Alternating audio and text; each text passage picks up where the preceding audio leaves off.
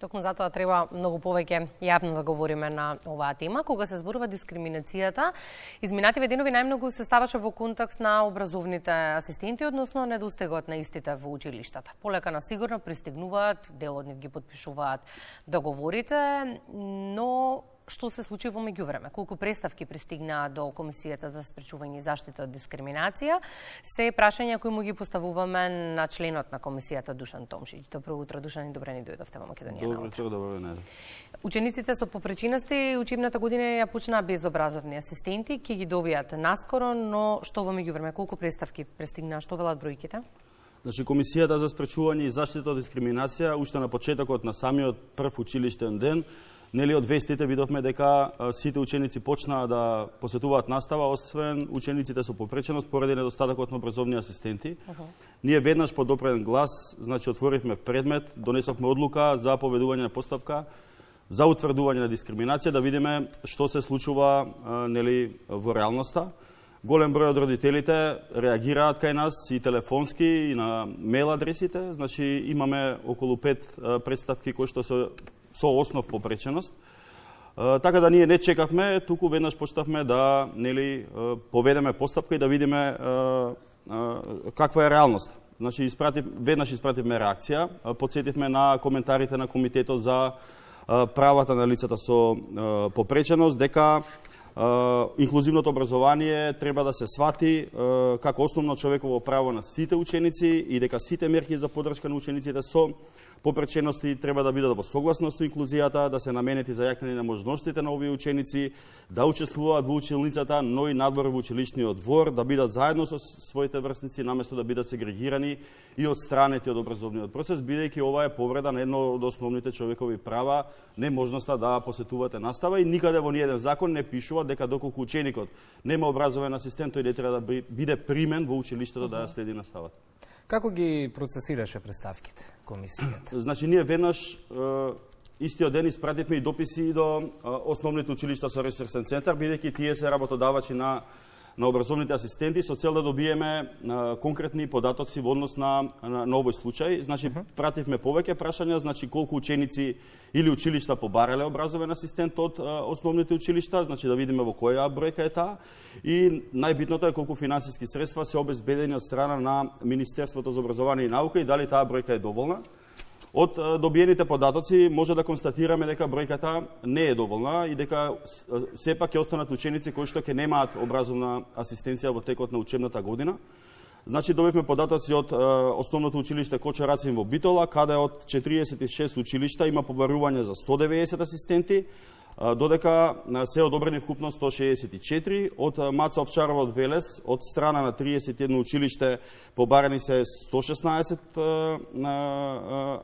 асистенти, добиени се 110, од Златен Сремец Скопје, од вкупно 96 училишта побарени се асистенти за 394 ученици, добиени се 300 образовни асистенти, тука има недостаток скоро на 67 асистенти и можеме да кажеме иднина е некако во најкритична состојба, побарани се асистенти за 404 ученици, а добиени се одобренија за 261 образовен асистент, што вака сумарно ќе значи дека не сите ученици со попреченост оваа учебна година ќе можат да користат услуга на образовен асистент.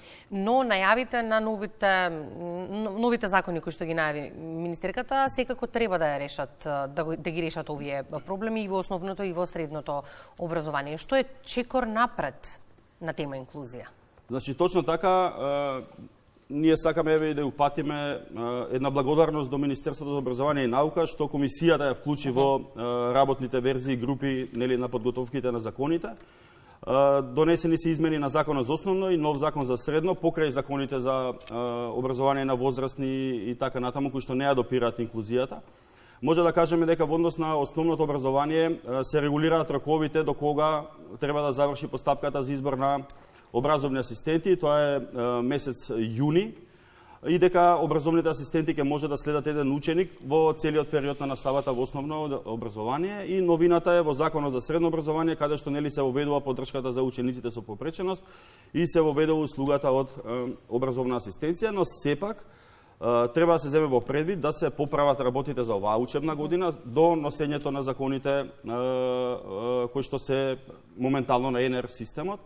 Комисијата во овој дел сите овие закони ги испрати до Сдруженијата на граѓани за лица со попреченост и на родителските организации. Во четврток имаме закажано една работна средба со нив за да ги чуеме нивните конкретни предлози за белешки на предлог текстот на законите и за да можеме една заедничка, да кажеме, мислење или препораки до МОН за да тие закони нели сепак бидат во корист на учениците и на нивните семејства. Така.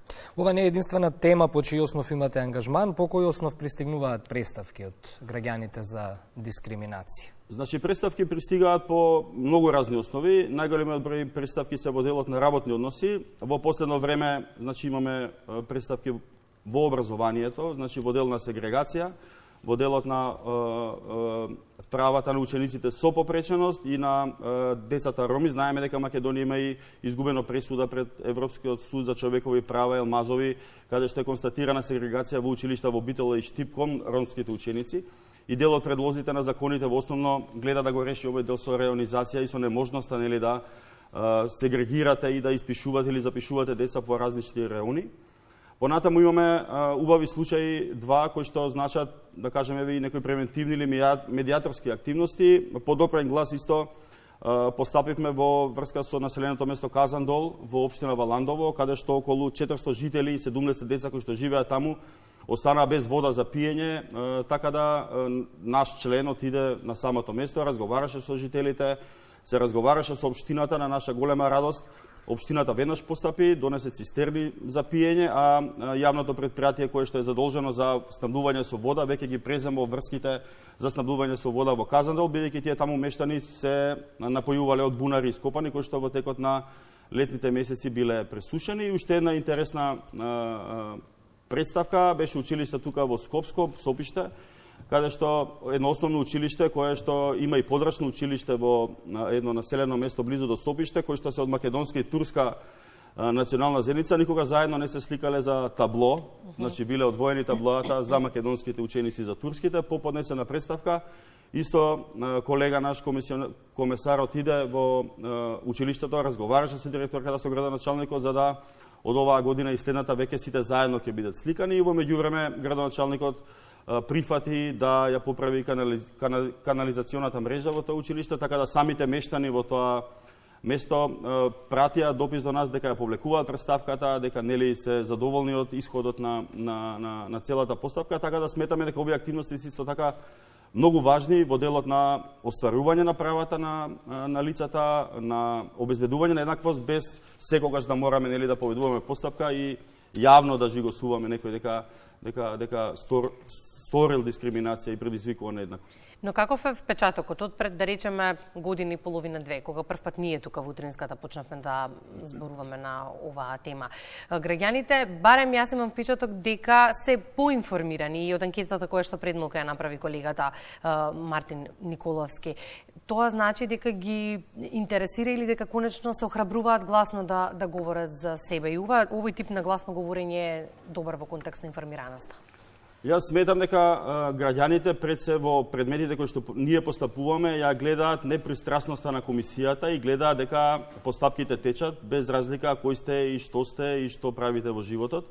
И сметам дека тоа во голема мерка придонесува кон зголемување на довербата. Ние се обидуваме да бидеме присутни во јавноста и да кажеме каде може да се пријави дискриминација. Секако тоа многу помага на луѓето, бидејќи ние сме лоцирани во Скопје, да кажеме, во другите региони низ Македонија ние немаме подрачни канцеларии, се обидуваме низ различни начини, како отворени денови во општините, да допре информацијата до луѓето дека постоиме и дека тука може да добијат граѓаните својата заштита. Сега во наредниот период имаме планирано активности каде што изработивме веќе QR кодови кои што ќе бидат поставени на многу места низ државата, каде што ќе можете вие со вашиот телефон да скенирате и веднаш да пристигне пријавата нели до комисијата. И сметаме дека со едни такви активности ќе ја расшириме нашата видливост.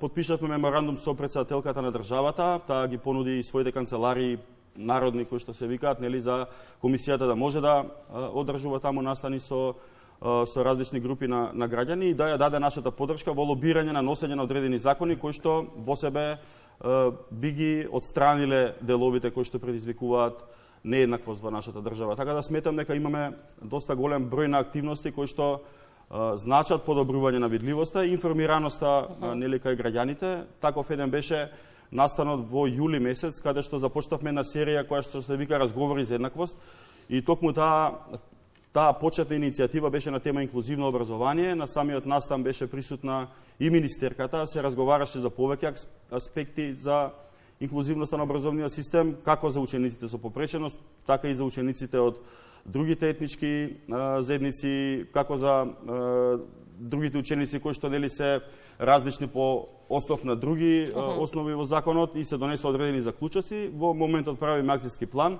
да видиме како тие заклучоци ќе се имплементираат во иднина. Секако дел од тие решенија се и во новите предлог законски решенија кои што се поставени на НР, се надеваме дека ќе бидат донесени и дека во многу нешта нели состојбата ќе се поправи.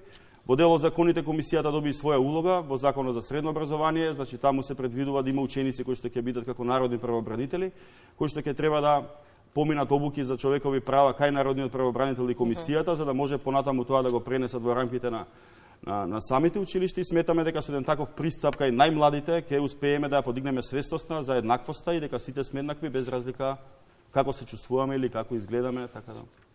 А учиме ли од представките? Граѓаните поднесуваат представки, се жалат, комисијата реагира. Учи ли државата? Учат ли институциите како да направиме подобро општество? Па јас мислам дека да, дека со секое наше интервенирање ние успеваме да поправаме законски решенија и тоа е доволен доказ дека државата реагира на... Не сите еднакво реагираат, но сепак има институции кои што предвичат, некои што се, да кажеме, поназад, но сепак од ден на ден се зголемува нели влијанието на комисијата. Ние не сме репресивен орган и да казнуваме некако, но сепак сакаме со нашата стручност и да кажеме независност да интервенираме во најдобра можна насока уште пред на донесување на законите, за да не мора понатаму нели да отвараме случаи, да праќаме представки, бидејќи превентивно најдобро кога ќе направите законско решение кое што нели обезбедува еднаквост и не дискриминира, таа состојба е најдобра за држава. Но постапките кои што ги повидува комисијата се доволен доказ во прилог на